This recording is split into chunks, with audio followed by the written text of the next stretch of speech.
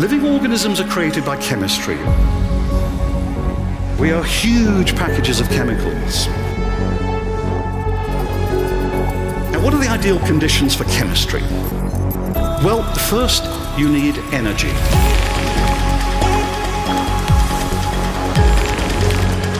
But not too much. What you want is just the right amount, and planets, it turns out, are just right because they're close to stars, but not too close. You also need a great diversity of chemical elements. And you need liquids, such as water. Why? Well, in gases, atoms move past each other so fast that they can't hitch up. In solids, atoms stuck together. They can't move. In liquids, they can cruise and cuddle and link up to form molecules.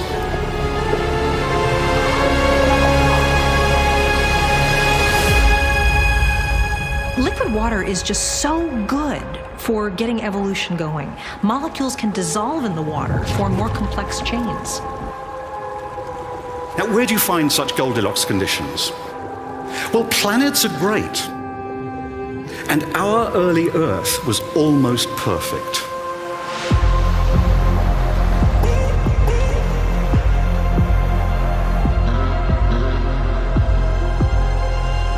It was just the right distance from its star to contain huge oceans of liquid water.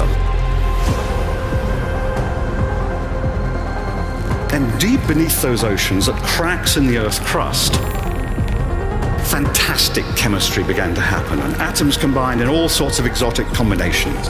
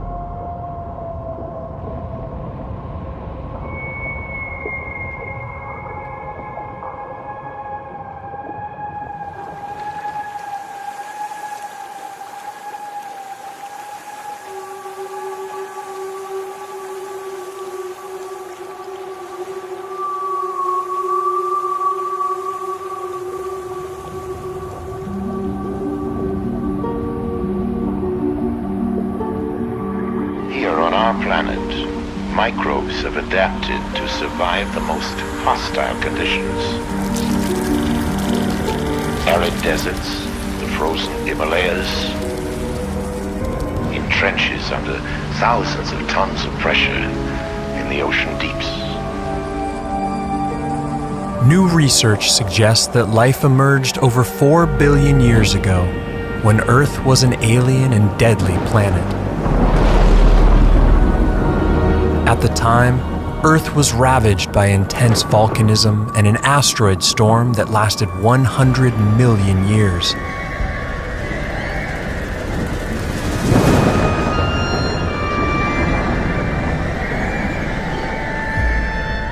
But even in these extreme conditions, life quickly found a foothold.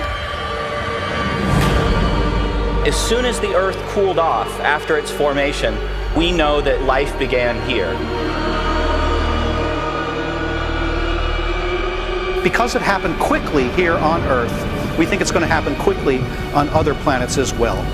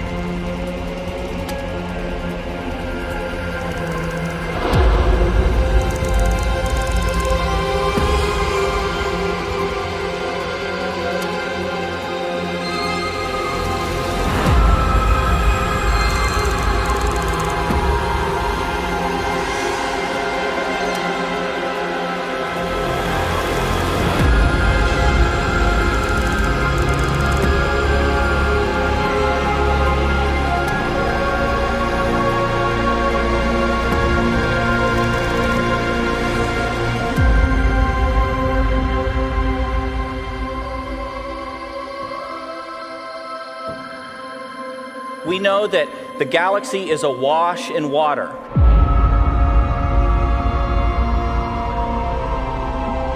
It's awash in organic molecules and complex chemistry.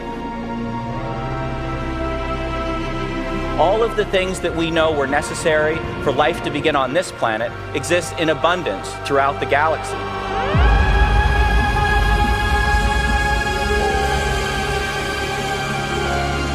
Did something similar to what happened on our own planet happen on those other planets?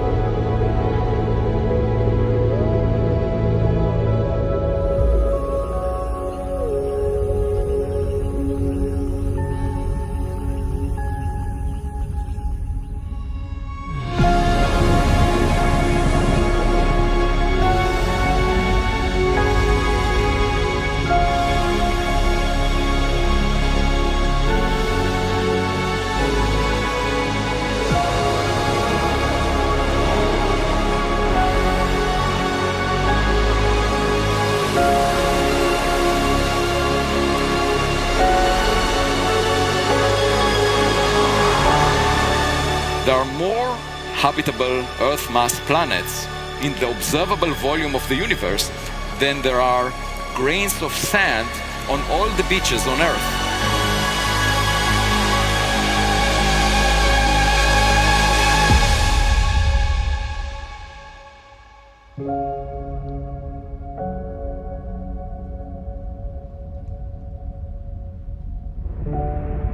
Among this abundance of worlds, many will be deadly to life as we know it.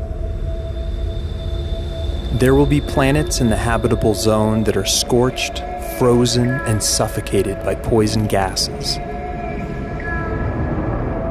Many will lack an atmosphere critical for temperature regulation, or have one that is deadly.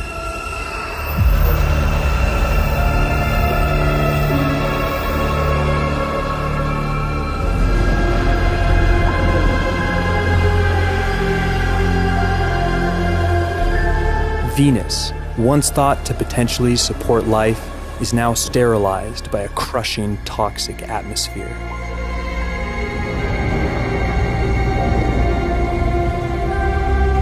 But life may not be confined to the habitable zone. Far from the warmth of their star, the moons of giant gas planets may be hidden oases for life.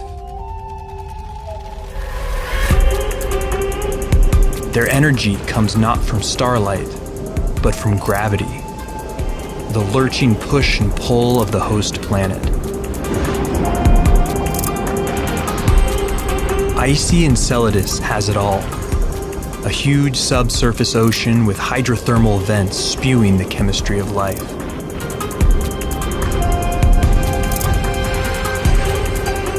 Titan is especially alluring. Larger than Mercury and speckled with methane lakes and organic compounds. In 2026, NASA plans to send a drone to Titan, seeking out signs of life in its valleys and craters.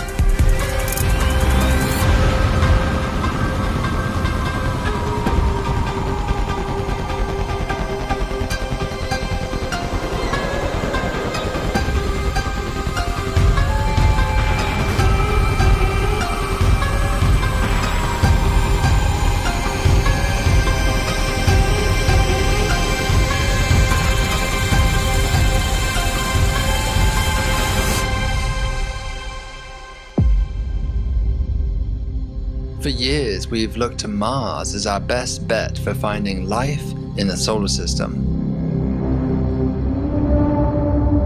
The idea that Venus could have been habitable in the past is also quite plausible.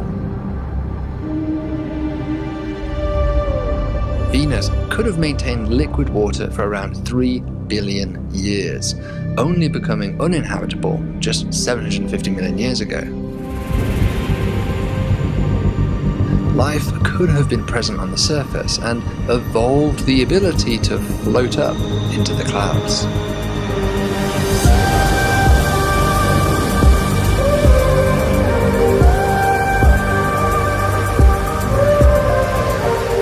Up here, the pressures drop and the temperatures become balmy, comparable to that of the Earth.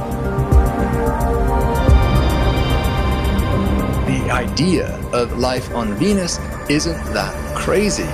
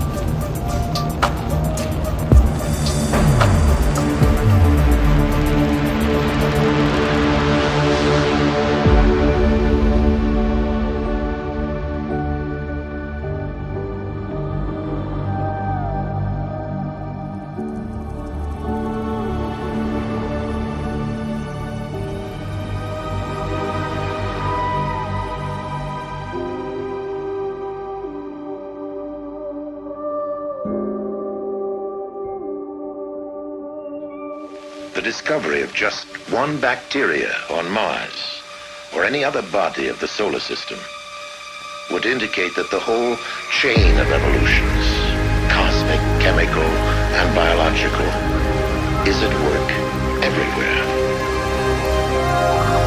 In that case, the creation of life anywhere in the universe would be more the rule than the exception.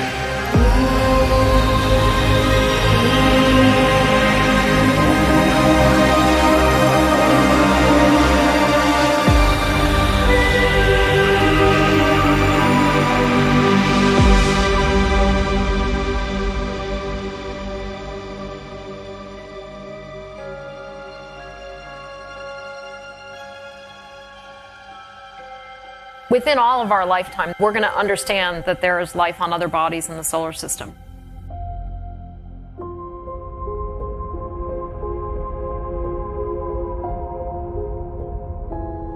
We're going to understand the implications of that for evolution of life here on Earth. We're going to find planets around other stars that we can say we see potential signs of habitability in their atmospheres. That's all going to happen in the next 10 to 20 years. How exciting is that? We're on the verge of things that people have wondered about for millennia. Are we alone? And here we are on the verge of finding that out.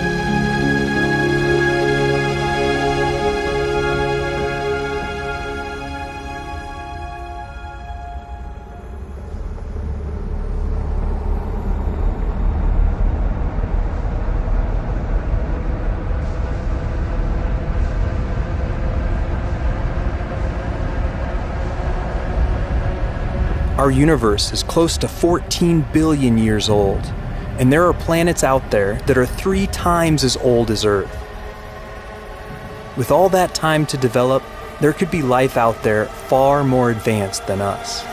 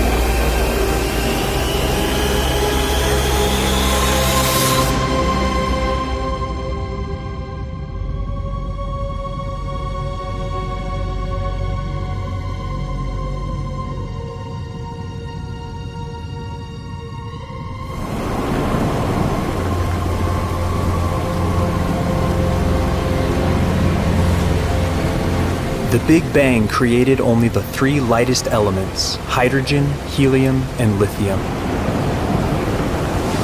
The heavier elements that make life possible were only created later in the ultra-dense cores of stars. And for those elements to wind up inside your body, those stars would have to explode.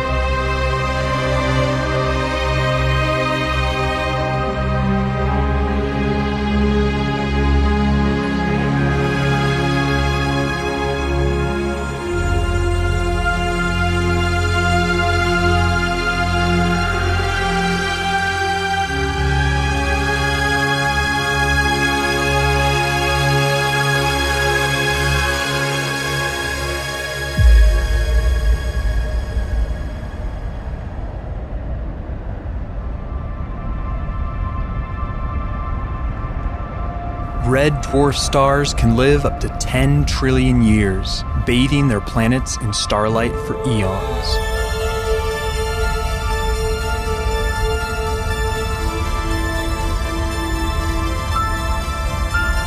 Life is much more probable on these timescales, where conditions are stable for vast periods of time.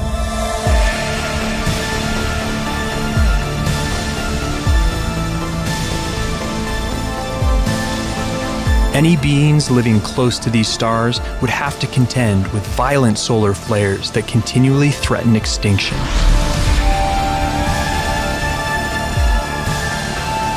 Many of these planets would be tidally locked, one side permanently exposed to the sun, the other frozen in darkness.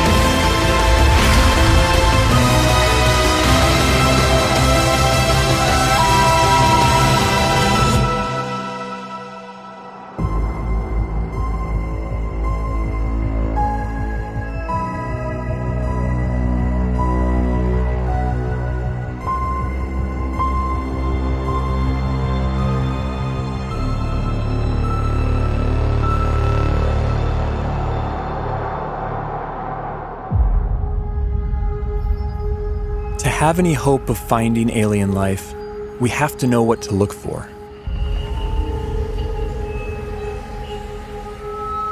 But where do we begin? How do we narrow down a seemingly infinite set of possibilities?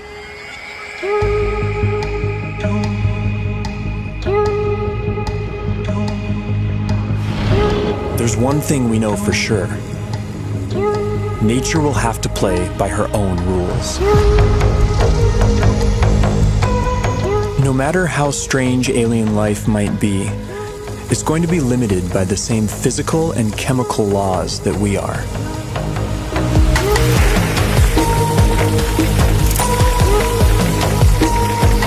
On top of this, each alien environment will further limit what kinds of life forms can evolve there.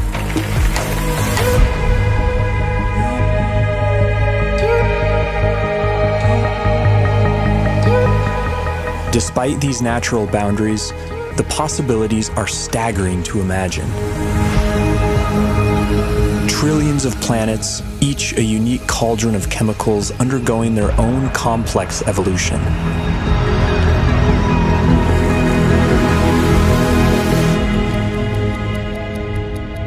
To guide our thinking, this museum of alien life will be divided into two exhibits. Life as we know it, home to beings with biochemistries like ours, and life as we don't know it, home to beings that challenge our concept of life itself.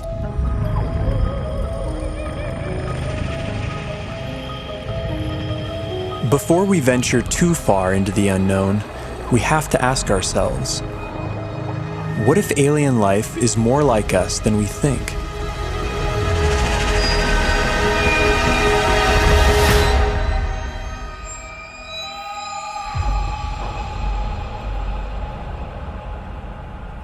If there's one feature that unites us with the other specimens in this museum, it's carbon. Carbon is ubiquitous. It's one of the most common elements in the universe, and it's very good at forming large, stable molecules. Carbon has the rare ability to form four-way bonds with other elements and to bind to itself in long, stable chains, enabling the formation of huge, complex molecules.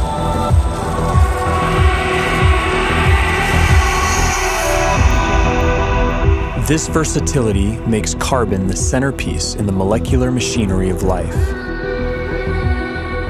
And the same carbon compounds that we use have been found far from Earth, clinging to meteorites, and floating in far-off clouds of cosmic dust. The building blocks of life, drifting like snow through the universe.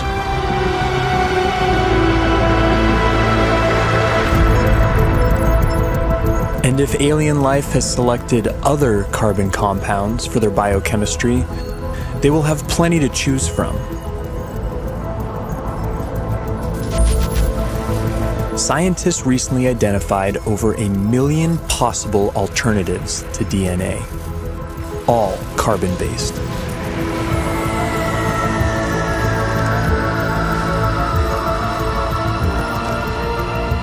If we ever discover other carbon-based life forms, we would be fundamentally related.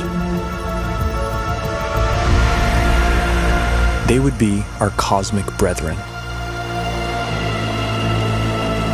But would they look anything like us? If they hail from Earth-like planets, we could share even more in common than just our biochemistry. What would life be like on other planets if it has evolved? Would it be like the world today here on Earth? Or would it be completely different? There are those who argue that from the argument of convergent evolution, if conditions on other planets are similar to here, then we would see very similar life forms. Animal and plant-like organisms that look very familiar.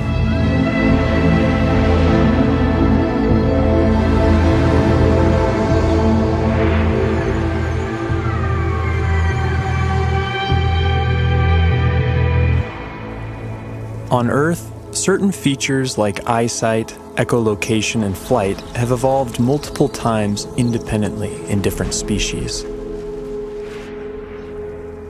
This process of convergent evolution could extend to alien planets like Earth, where creatures face similar environmental pressures. It's no guarantee, but there could be certain universalities of life. The greatest hits of evolution on repeat across the universe.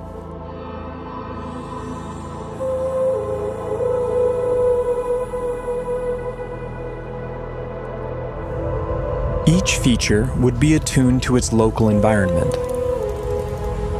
Dimly lit planets would produce huge eyes to suck in extra light, like nocturnal mammals. Some people have gone so far as to say that human-type organisms, humanoids, will occur on other planets.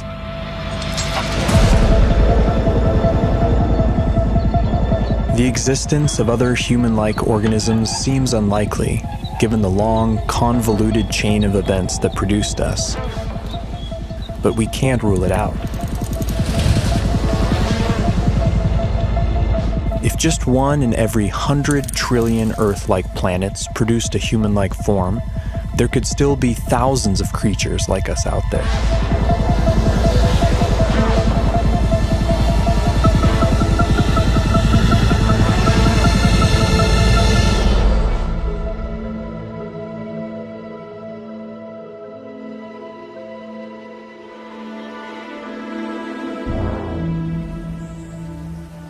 Convergent evolution is also rampant in plant life, and C4 photosynthesis has arisen independently over 40 times.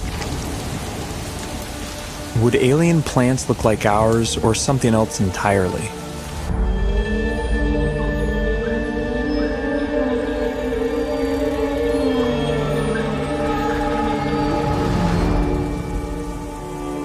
On Earth, plants appear green because they absorb the other wavelengths in the sun's light spectrum.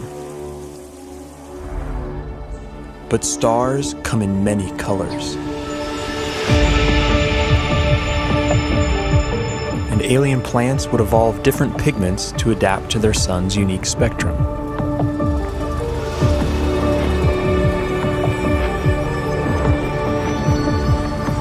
Plants feeding off hotter stars could appear redder by absorbing their energy-rich bluer light.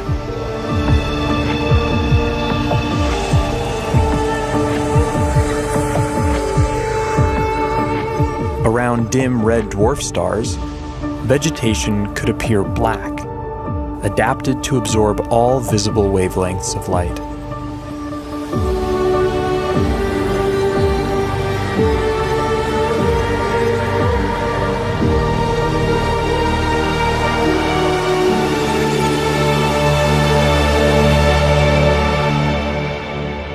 Earth itself may have once appeared purple due to a pigment called retinol that was an early precursor to chlorophyll. Some think that retinol's molecular simplicity could make it a more universal pigment.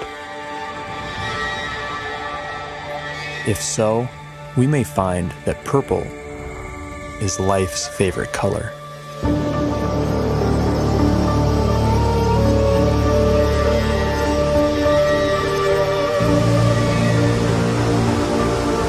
But the color of alien vegetation is more than just a curiosity.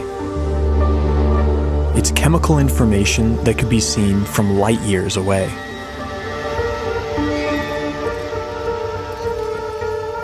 Earth plants leave a signature bump in the light reflected off our planet. Finding a similar signal from another world could point the way to alien vegetation.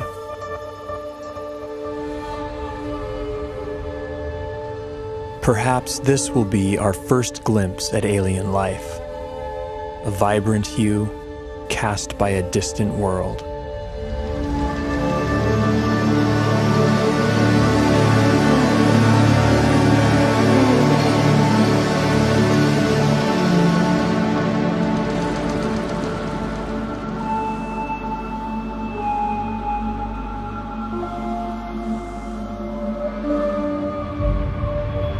What happens when you change the day length of a planet? What happens when you change the tilt of a planet? What happens when you change the shape of the orbit?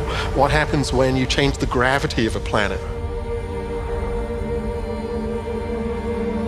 Planets with long elliptical orbits would see drastic seasons. There could be worlds that appear dead for thousands of years, then suddenly spring to life.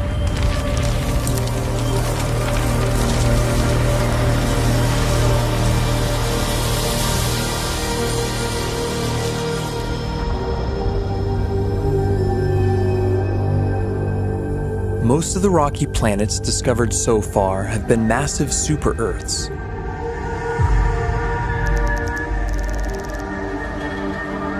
How would life evolve on these worlds? In the seas, gravity may not matter much at all.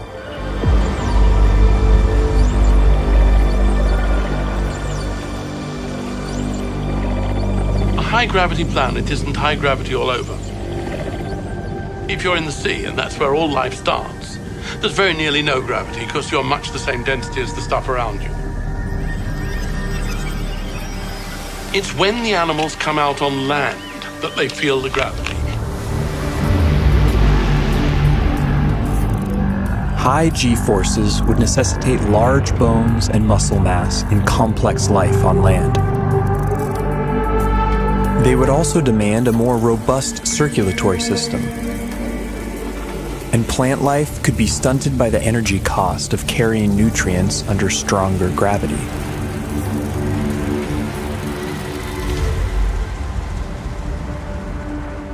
Low-gravity planets would more easily lose their atmospheres to space and lack a magnetic field to protect from cosmic rays.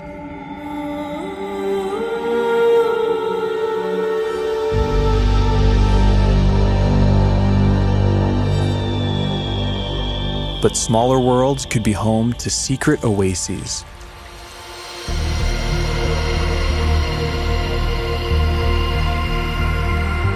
Huge cave systems that provide hideouts for life.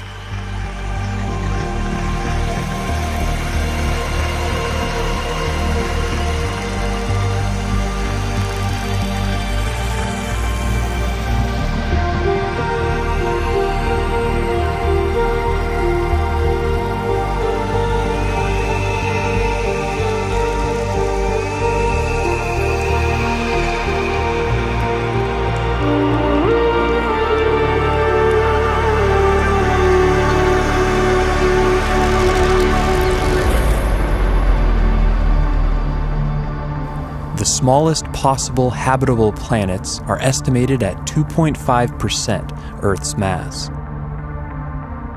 If surface life does evolve on these worlds, it could be a sight to behold. Plant life could grow to towering heights, able to carry nutrients higher in lesser gravity.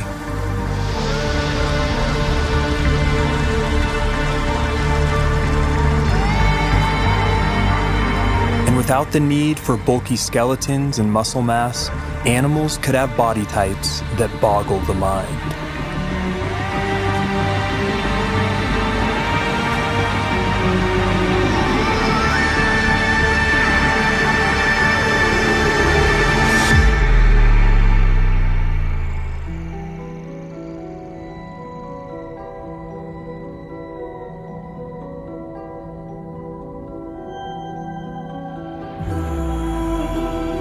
Here on Earth, it took 3 billion years for evolution to produce complex plant and animal life.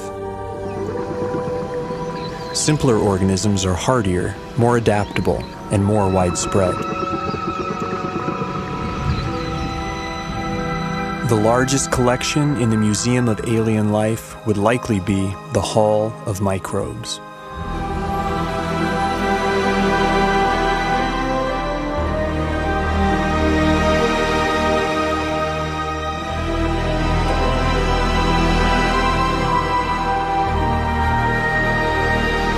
Yet finding even the tiniest alien microbe would be a profound discovery.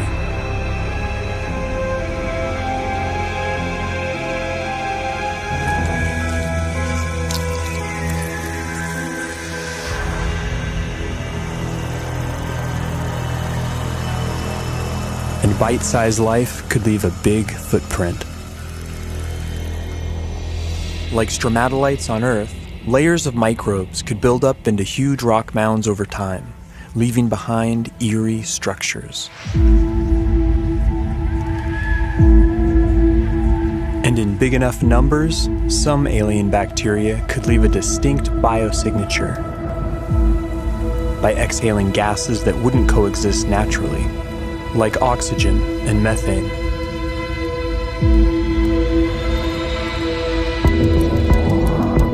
There's ways to make oxygen without life, there's ways to make methane without life, but to have them in the atmosphere together is almost impossible unless you've got biology making those gases at the surface. And it would have an imprint on the planet's spectrum of colors. Next-generation space telescopes could find a signal like this on a world not far from home. The closest Sun-like star with an Earth-like exoplanet in the habitable zone is probably only 20 light years away and can be seen with the naked eye.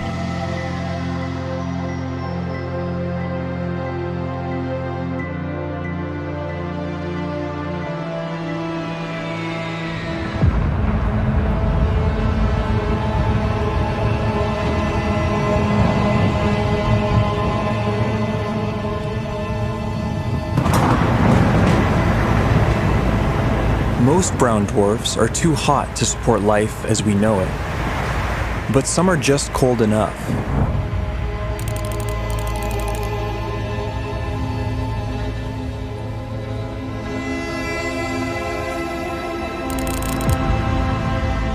All the prime elements for life have been detected inside their atmospheres.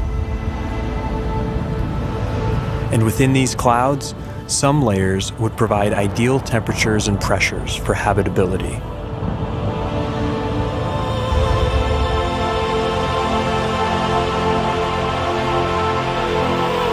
There could be photosynthetic plankton in these skies, kept aloft by churning upwinds.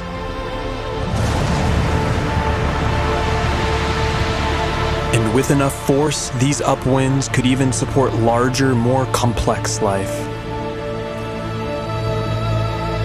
Predators.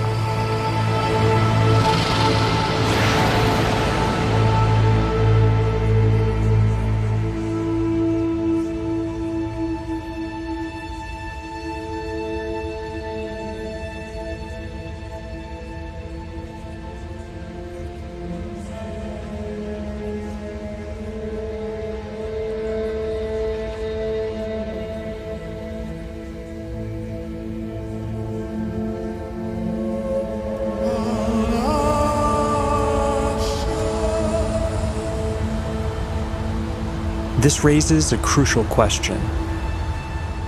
What if we've been looking in all the wrong places? What if nature has other ideas?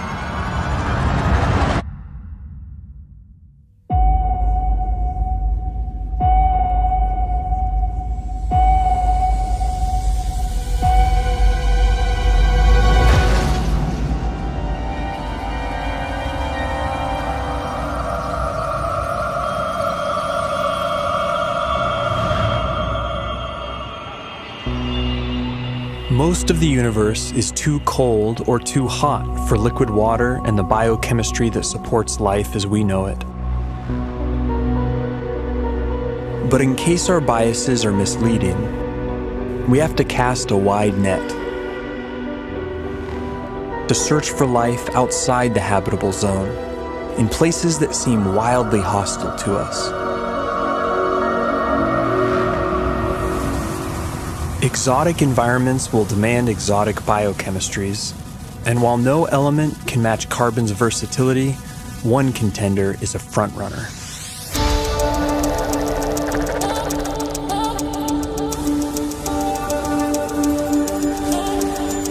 At first glance, silicon seems similar to carbon. It forms the same four-way bonds and is also abundant in the universe. But a closer look reveals that these two elements are false twins. Silicon bonds are weaker and less prone to forming large, complex molecules. Despite this, they can withstand a wider range of temperatures, opening up intriguing possibilities. Life based on the silicon atom instead of carbon would be more resistant to the extreme cold, providing a whole new range of weird forms. But silicon has a problem.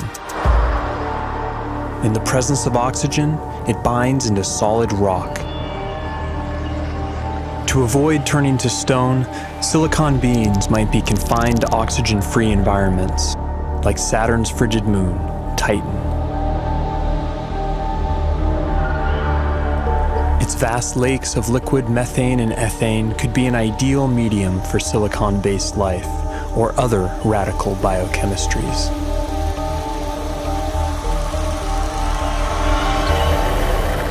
Without ample sunlight, beings on worlds like Titan would likely be chemosynthetic, deriving their energy by breaking down rocks.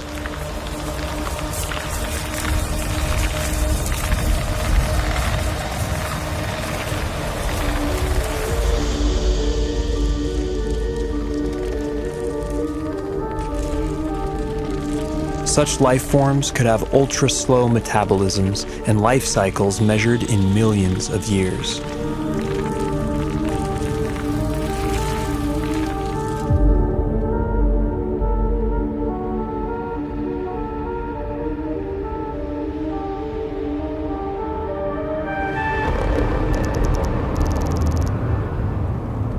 In high temperatures, typically rigid silicon-oxygen bonds become more flexible and reactive, triggering more dynamic chemistry.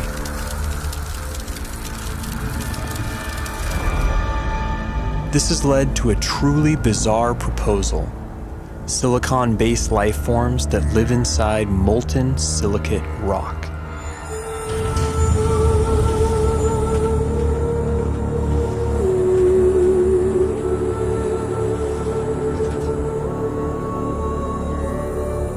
In theory, these forms could even exist deep beneath the Earth inside magma chambers as part of a shadow biosphere.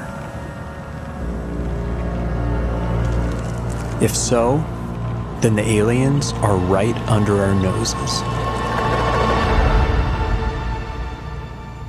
Other shadow biospheres have been proposed, forms of life living alongside us that we don't even know are here, including tiny RNA-based life small enough to go undetected by existing instruments.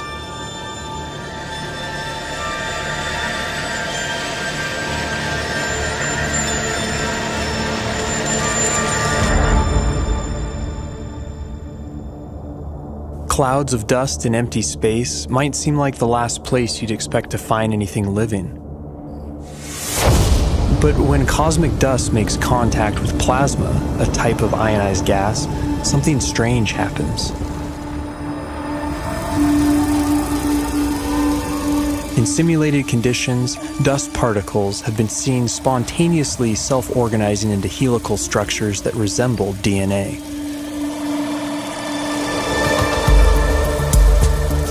These plasma crystals even begin to exhibit lifelike behavior, replicating, evolving into more stable forms, and passing on information.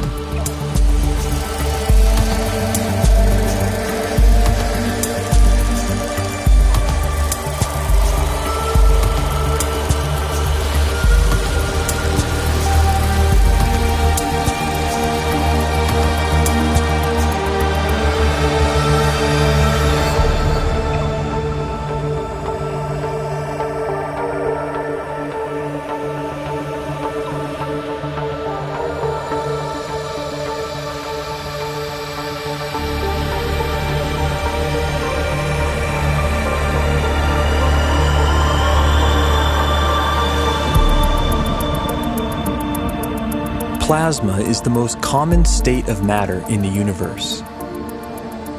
If complex evolving plasma crystals really exist, and if they can be considered life, they could be its most common form.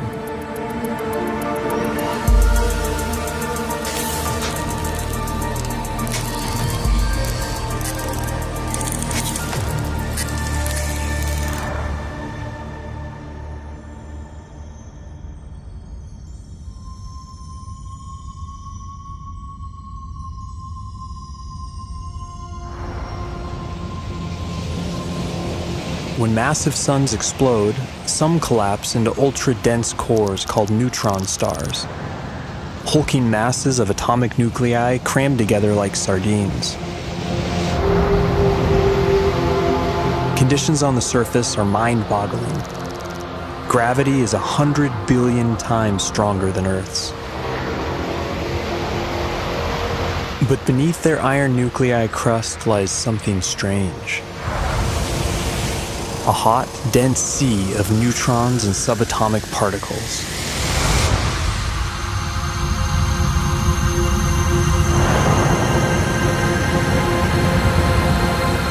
Stripped of their electron shells, these nuclei would obey entirely different laws of chemistry, based not on the electromagnetic force, but the strong nuclear force which binds nuclei together. In theory, these particles could link up to form larger macronuclei, which could then combine into even bigger supernuclei.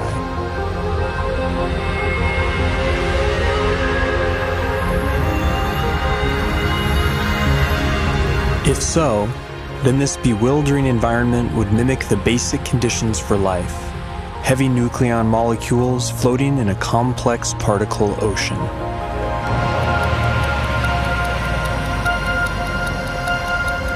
Some scientists have proposed the unimaginable: exotic life forms drifting through the strange particle sea, living, evolving, and dying on incomprehensibly fast timescales.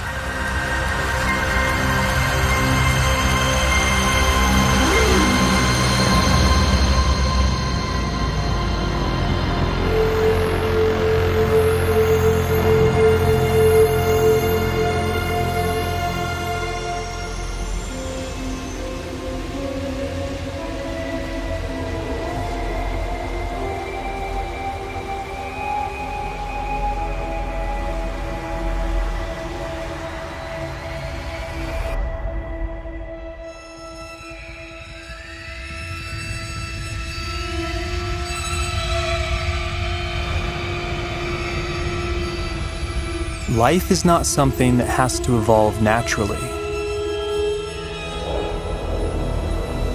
It can be designed.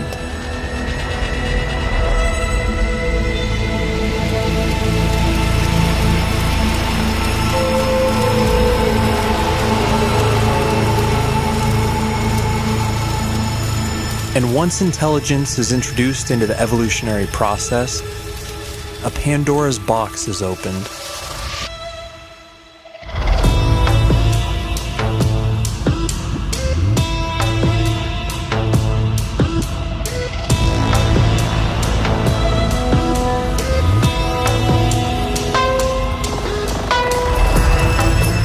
Freed from typical biological limitations, synthetic and machine-based life could be the most successful of all. It could thrive almost anywhere, including the vacuum of space, opening up vast frontiers unavailable to biological organisms.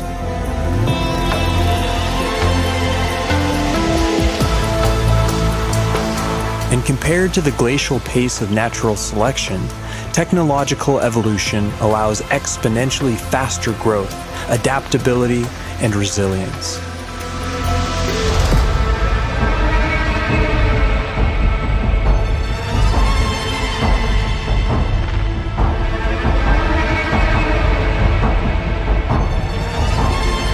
By some estimates, autonomous self-replicating machines could colonize an entire galaxy in as little as 1 million years.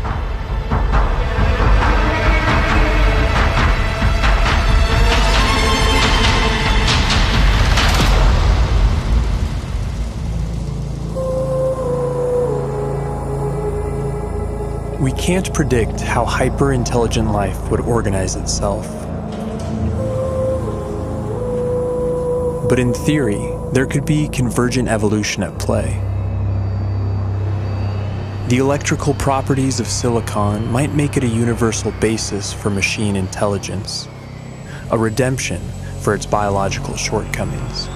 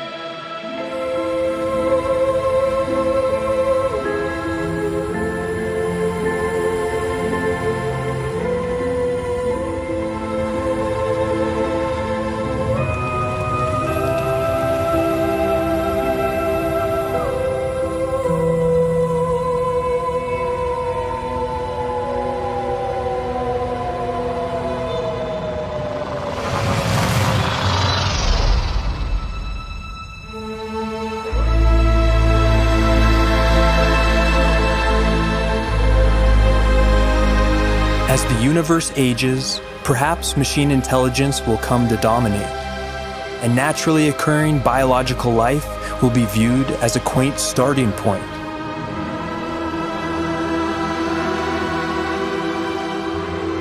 Perhaps we ourselves will lead this transition, and the great human experiment will be merely a first link in a sprawling intergalactic chain of life.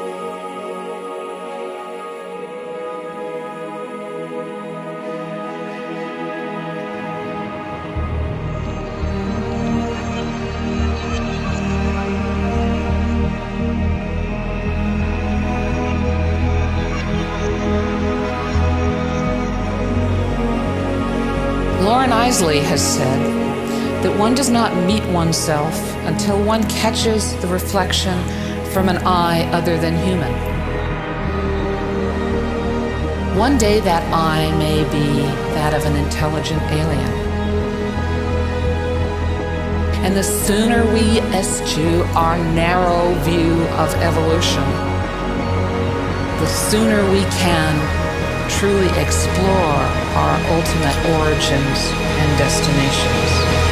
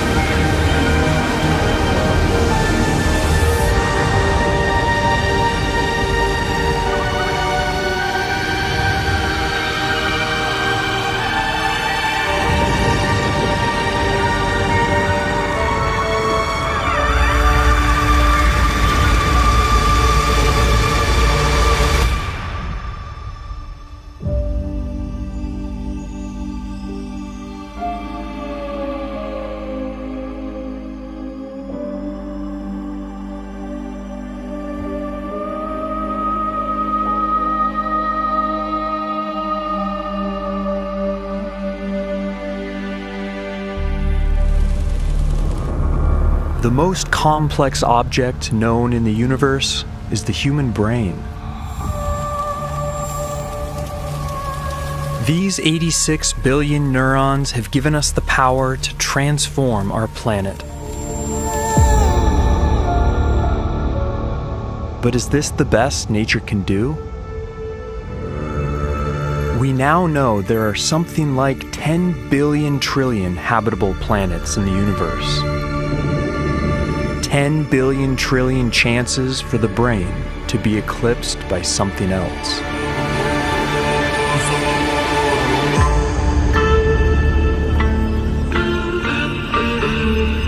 The search for intelligent life is more than just a scientific curiosity. It's driven by a deep desire to connect with something greater. Finding an alien civilization wouldn't just reveal we're not alone. It could chart a new course of evolution for our species. And unlike primitive life, alien intelligence could be detectable thousands of light years away, making them potentially easier to find.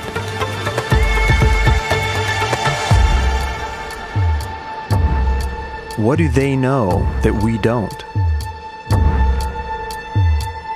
And how do we make contact?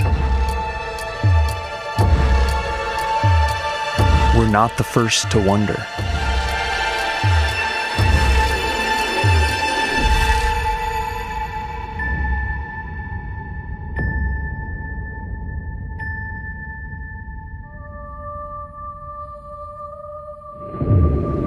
"200 years ago, we dreamed of lighting huge rings of fire in the Sahara Desert to signal our presence. And in the 1860s, a French poet proposed a patchwork of giant mirrors, reflecting sunlight to Mars in the form of the Big Dipper. But if you want to send a signal across an ocean of space, bonfires and reflected sunlight won't help you much.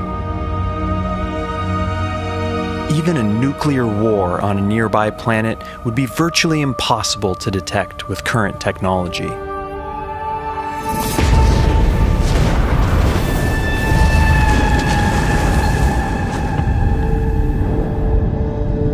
To really get your message across, you need a form of light you can't even see. Radio waves are ideal for carrying information long distance, because compared to other forms of light, they travel more freely through interstellar gas and dust. That's why SETI, the search for extraterrestrial intelligence, has focused almost entirely on scanning for radio signals, whether intentional messages or byproducts of technology.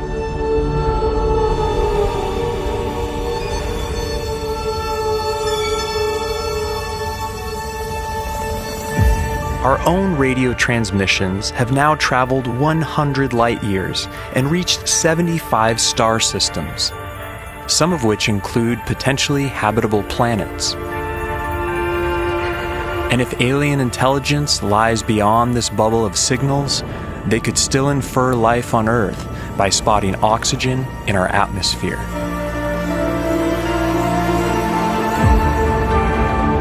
Thanks to the SETI Institute and the recent Breakthrough Listen project, we have now scanned tens of millions of stars for signals.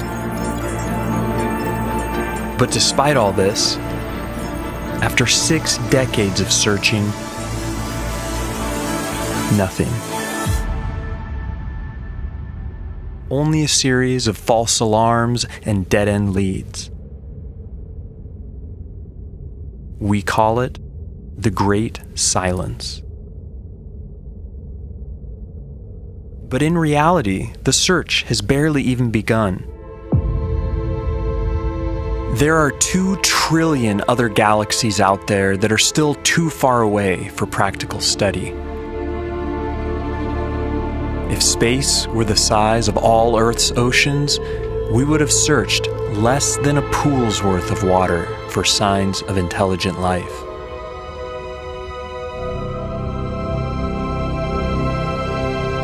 On top of this, we might even be looking for the wrong thing.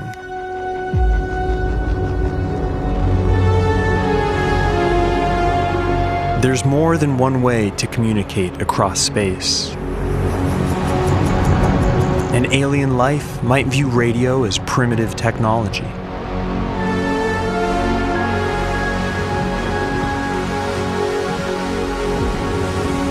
We have to consider every possible alternative, from the practical to the unimaginable.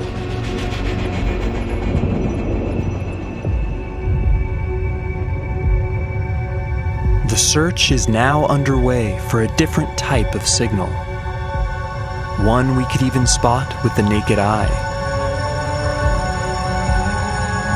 laser light.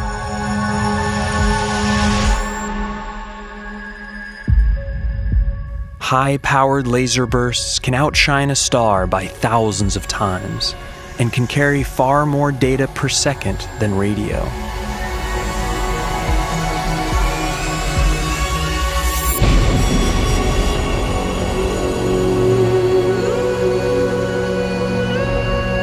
We would have to be in direct line of sight to detect the beam. But spread across many light years, they would widen to encompass entire planets and moons.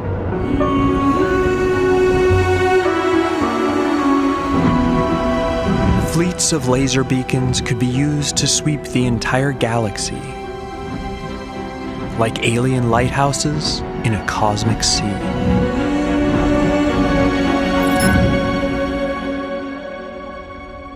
Thanks to a recent crowdfunding effort, plans are now in motion to monitor the entire night sky for laser pulses.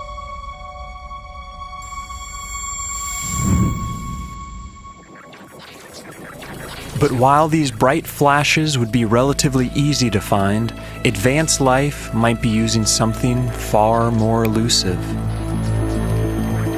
neutrinos. Tiny subatomic particles that are streaming through you by the trillions every second. These ghost particles can pass through entire planets and not touch a single atom. It takes a giant room like this to detect just a handful of them per day. But researchers recently proved neutrino communication is possible by sending a simple message through 240 meters of rock. If advanced life is using them to communicate, their signals could travel anywhere, through any obstacle, at the speed of light.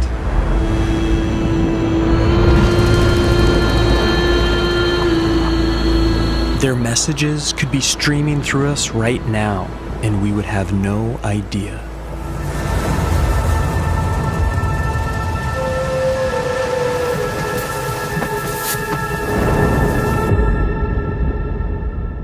Or maybe intelligent life is taking an entirely different approach to communication, using space-time itself as a medium. By manipulating high-gravity objects, they could in theory create pattern distortions of space-time, which could ripple through the universe in all directions.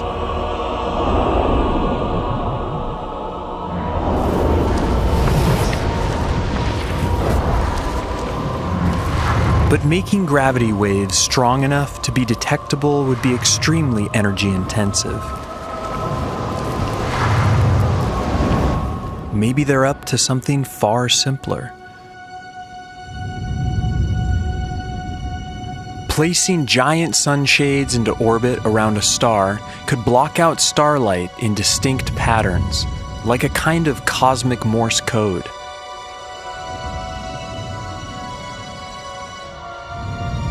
And even though it might take years to blink out a basic message, a system like this would require little effort to sustain. But the most sci-fi possibility of all is that they have left messages in our DNA. Some have proposed that certain sequences of our genes could contain hidden messages, Easter eggs in our genetic code, placed by a life-designing higher intelligence. But far-flung scenarios like this are overshadowed by a more sobering possibility. Maybe we're just in the wrong place, at the wrong time. Using a detailed computer model of our galaxy, researchers have estimated that intelligent life was possibly most concentrated 4 billion years ago, and closer to the center of the galaxy.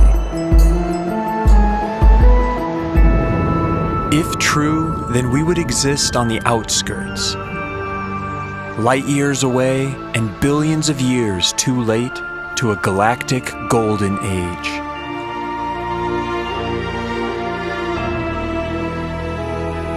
Maybe they were here millions of years ago, witness to a whole different planet.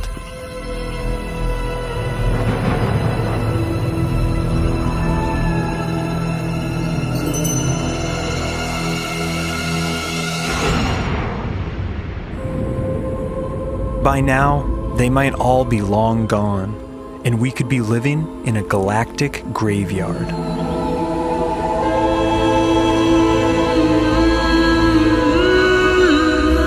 It may not be their signals that we find one day, but their relics.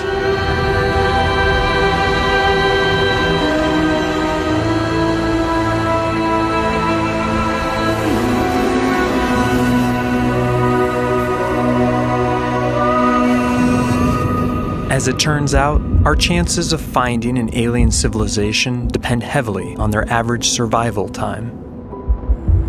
If the average lifetime is something like 100 years, then they will blip in and out of existence, rarely overlapping, and our chances of finding one alive are slim. But if they survive for thousands of years or more, then our chances will skyrocket as the potential for overlap expands. But what if they're not communicating at all? There's still a way we could find them.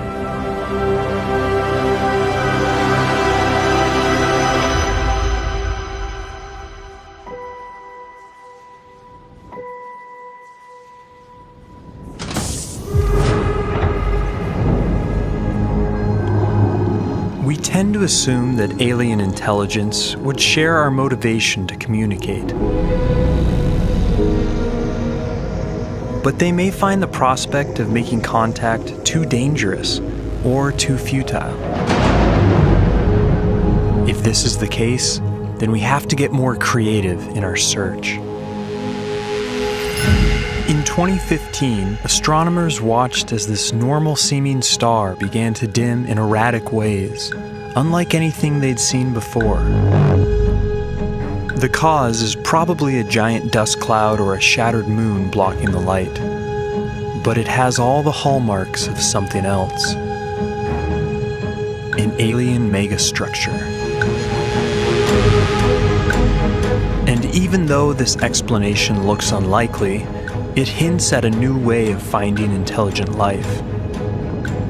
Not listening for signals, but looking for their technology directly. Not searching for messengers, but searching for engineers.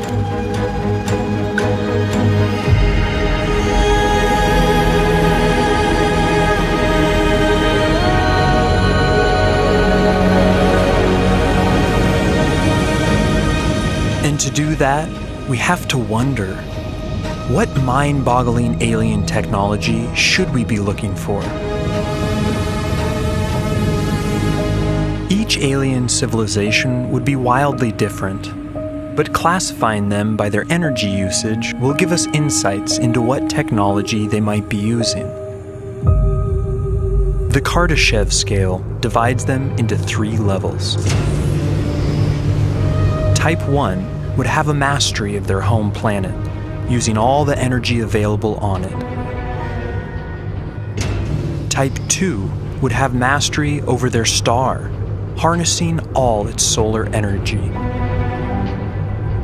Type 3 would have mastery over their entire galaxy and would be more foreign to us than we are to amoeba.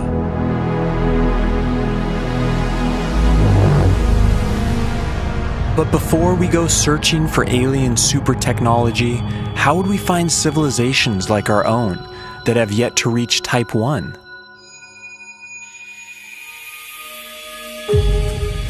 When a typical planet passes in front of its star, we see the starlight dim sharply. But observing a more gradual fall-off of starlight could be evidence of a dense ring of satellites, a Clark belt.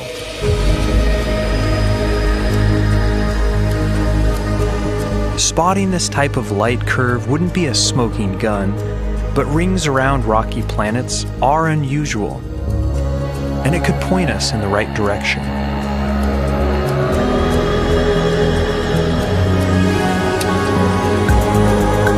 Just as alien vegetation would leave a biosignature in its atmosphere, alien technology would leave a technosignature.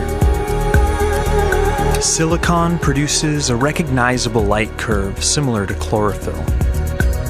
Spotting this signal could point us to the presence of alien solar cells.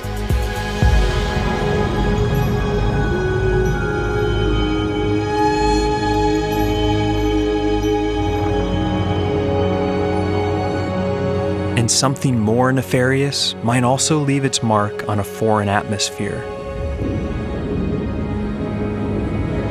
Alien pollution.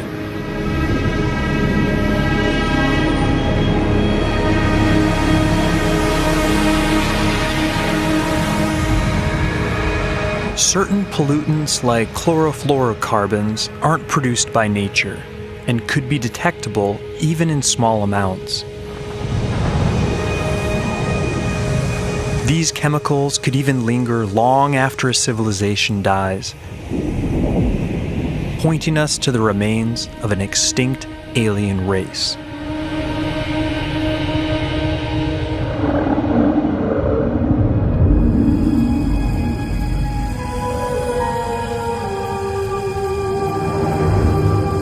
Such a discovery could give us crucial guidance on how to avoid our own extinction.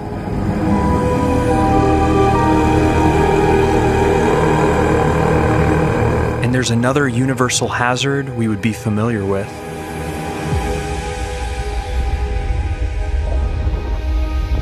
Any civilization that uses huge amounts of energy will produce huge amounts of waste heat. This excess heat could prove a serious threat, just as climate change does to us. But it could also leave a telltale signal. Finding waste heat radiating from alien planets or other regions of space could point the way to intelligent activity.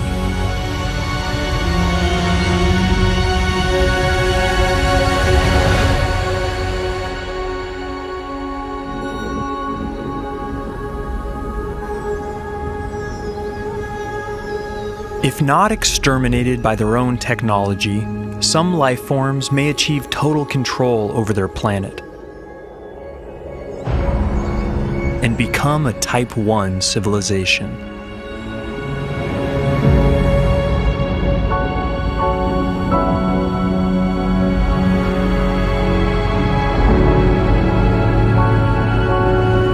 With this mastery would come incredible powers. Control over all their world's ecosystems, its resources, and even its weather.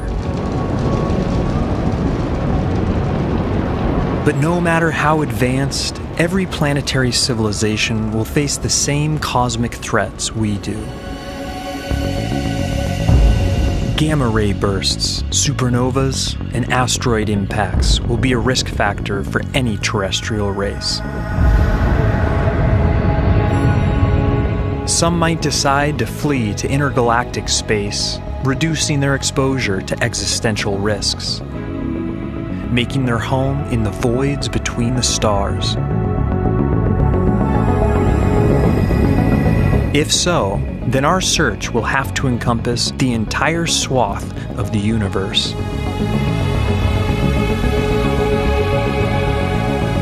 But alien life that decides to stay planet-bound will need long-term protection.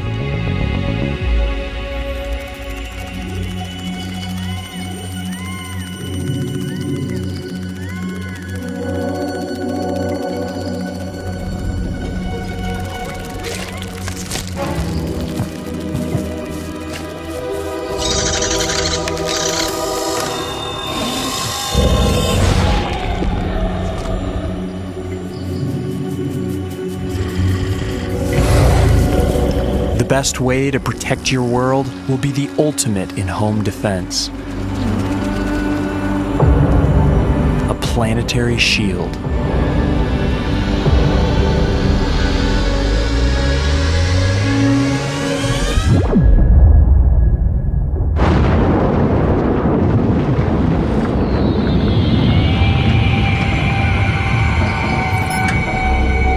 These shields would cause a telltale dimming pattern during transit and could also emit a detectable heat signature.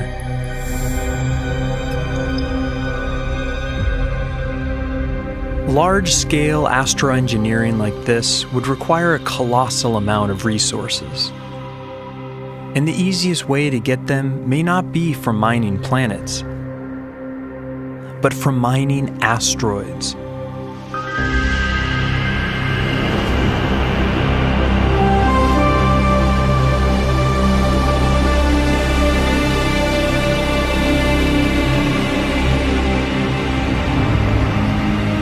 They are resource-rich and easier to manipulate because of their lower gravity. Searching distant asteroid fields for temperature or chemical anomalies could indicate alien mining activity.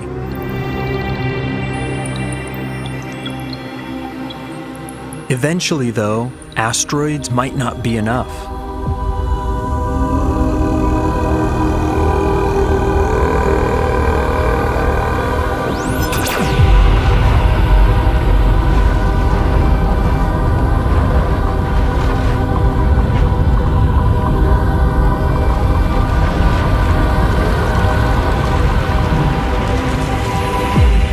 Since our civilization is so new, any other intelligent life is likely to be more advanced than us.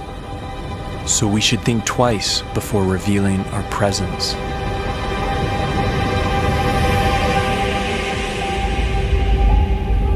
But alien super civilizations won't just be looking for resources. They will also need staggering amounts of energy. Stars output billions of times more energy than planets receive. To harness it all requires building something truly mind-boggling. Dyson spheres are enormous megastructures that encircle a star, designed to capture its entire energy output.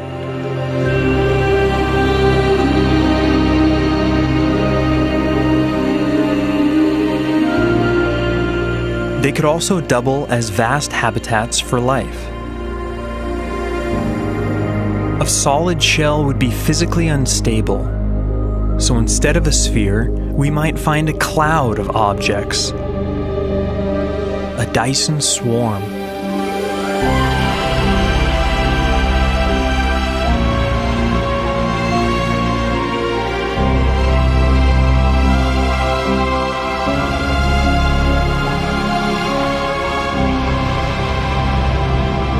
No matter their design, they would generate an enormous amount of infrared waste heat.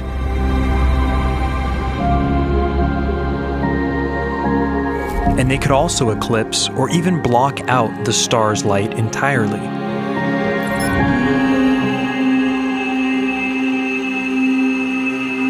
Dyson spheres could also be built around black holes, which could have a smaller radius and collect thousands of times more energy.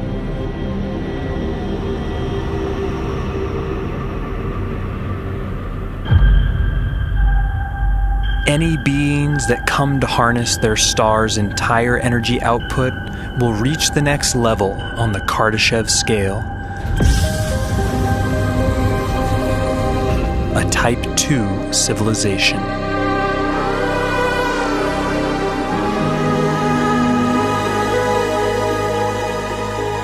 This level of mastery would imply an astounding capability. Star lifting is the practice of harvesting stellar material and could provide thousands of planets' worth of resources. This process would also allow you to lower the temperature of a star, postponing its death by billions of years. In about 1 billion years' time, our own sun will grow too hot for life on Earth. If we ever find evidence of star lifting, it could inspire us to one day do the same and prolong the game of life.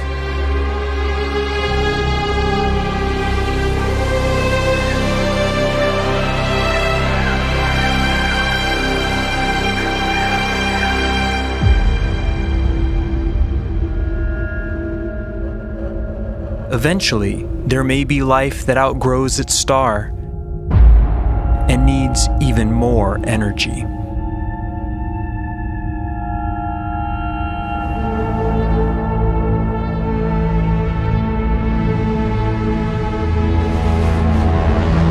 To branch out across the galaxy, life forms this advanced will probably need near-light speed travel. And if they do have this capability, there's a chance we could catch them in the act.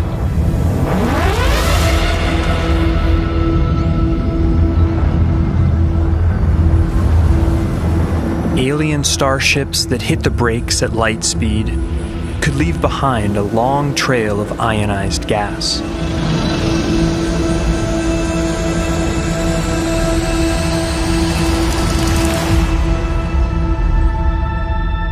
These trails might emit detectable infrared radiation.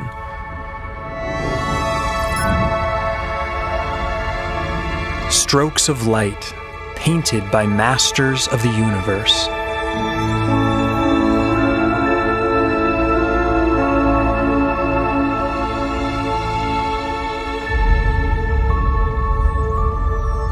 Once life forms have harnessed all the energy their galaxy can provide, they will achieve unimaginable power. A Type 3 civilization.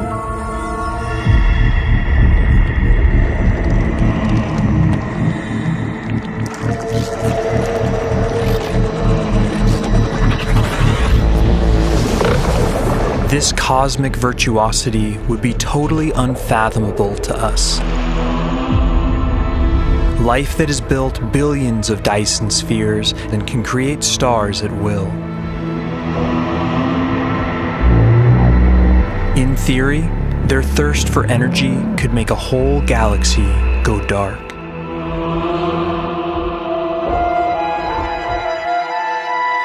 So one way to search for Type 3 life forms is to look for what's not there. In distant space, there are huge voids between clusters of galaxies where no light emanates. These voids were once thought to be evidence of advanced life having harnessed the energy from every star in the region. But it turns out they are naturally occurring features of the universe. And a recent analysis of nearby galaxies revealed no evidence of any galactic-scale civilizations.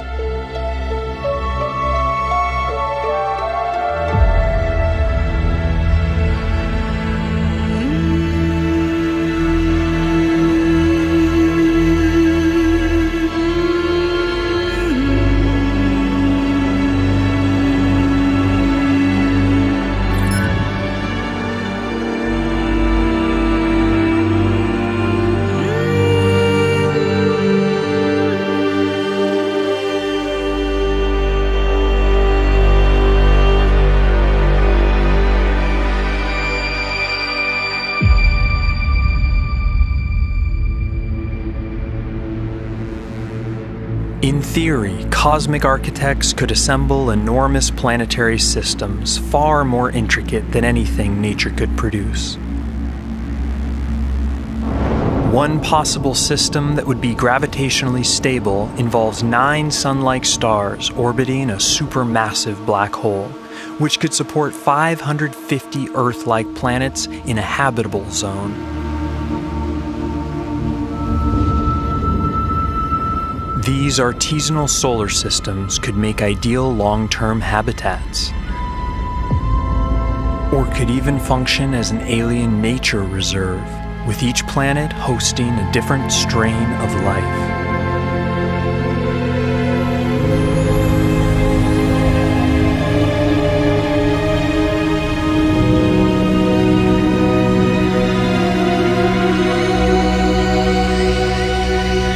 It's hard to imagine any life forms more advanced than this.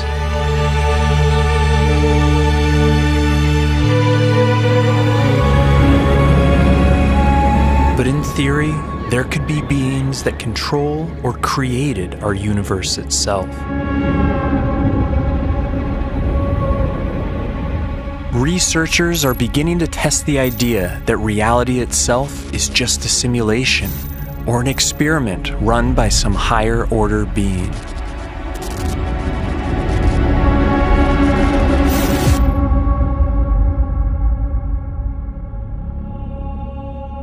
Anything this advanced would transcend our ideas of life itself, as they would exist outside of time and space.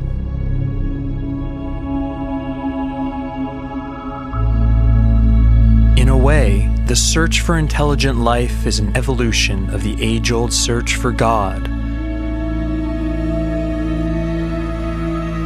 Both are driven by a longing for truth and connection with something bigger than ourselves.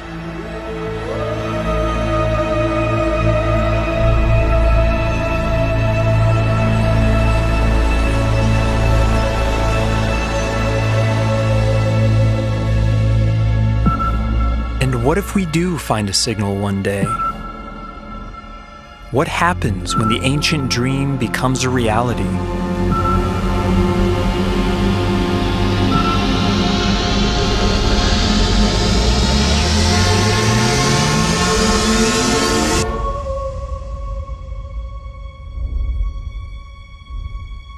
Just knowing they're out there would profoundly change how we see ourselves.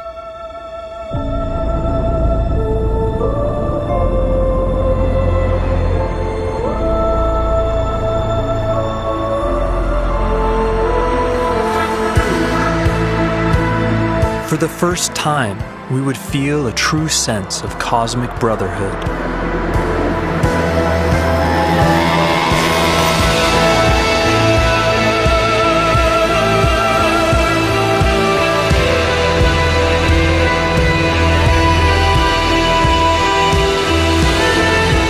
And studying their messages or technology could lead us to huge advancements and help secure our own long-term survival.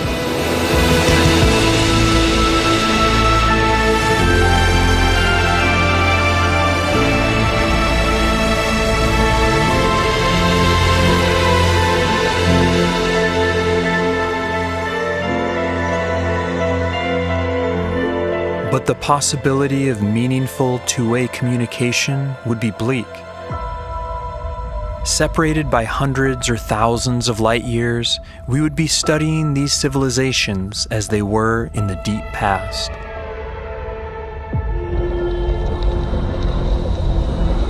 And our experience of language could be entirely foreign to them.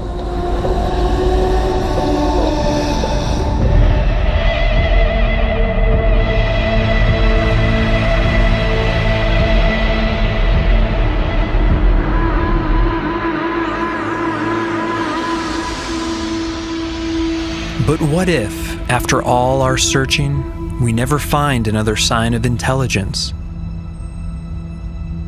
What if we really are alone?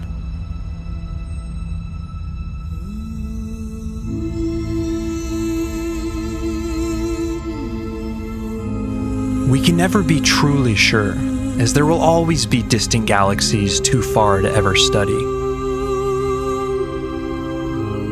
But never finding any evidence would mean that our place in the universe is truly unique.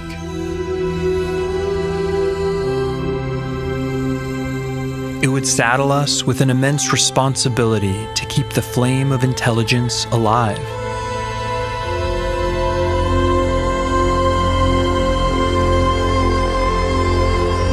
Just as ancient civilizations speak to us through their monuments, we could build monuments of our own for future life to discover. Cosmic time capsules preserving a record of our achievements and our knowledge.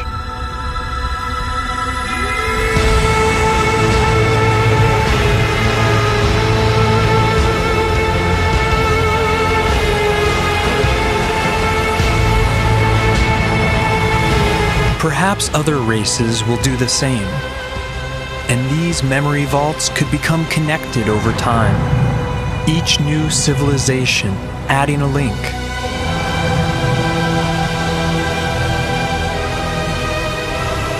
It could be our destiny to be the first link in this chain, to be the founders of a galactic encyclopedia built upon by future life forms we will never meet.